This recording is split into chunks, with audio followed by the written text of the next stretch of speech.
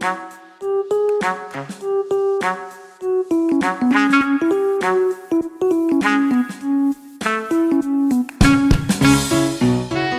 a 4 matières qu'on doit choisir.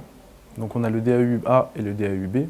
Le DAU-A, c'est des matières un peu plus littéraires et le DAU-B, c'est un peu plus scientifique. Donc moi, j'ai choisi le DAU-A.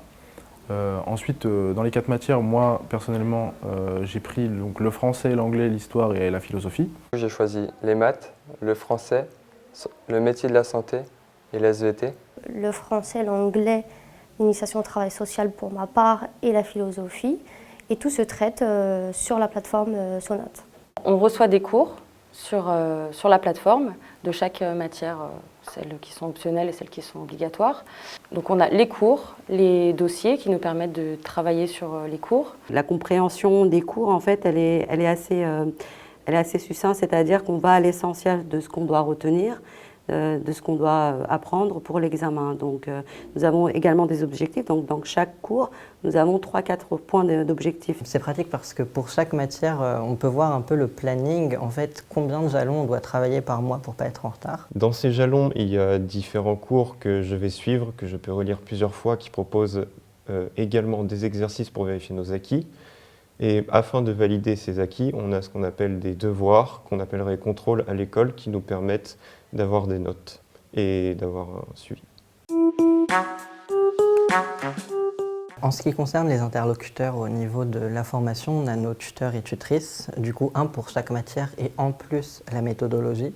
On a plusieurs moyens de contacter nos tuteurs, notamment grâce à la messagerie personnelle. En gros, on peut envoyer directement des messages aux tuteurs pour pouvoir leur parler, par exemple si on a des questions sur un devoir. Le forum, on peut poser plusieurs questions en fait, concernant nos cours. Par exemple, si on rencontre des difficultés, si on veut des précisions. Voilà, on peut poser plusieurs questions, donc soit à notre tuteur principalement, soit aux autres élèves aussi qui peuvent nous aider. Nous avons 2 à 4 visios par matière, donc, qui sont prédéfinis donc avec un sondage. Donc le tuteur nous fait un sondage en nous donnant des dates et en nous demandant quelles sont nos disponibilités afin de satisfaire tout le monde. Ensuite, on a donc la visio avec le professeur. On a en principe un fil conducteur et on a la possibilité d'interagir dans la visio, que ce soit par écrit ou par caméra.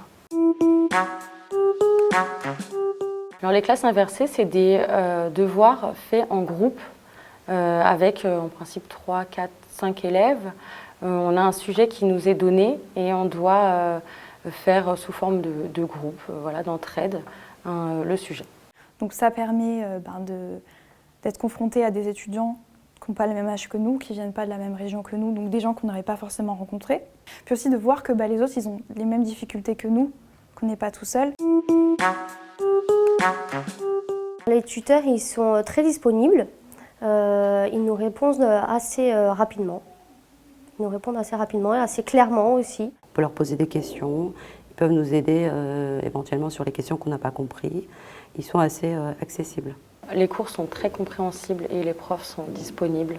Ça aide à réussir sa formation.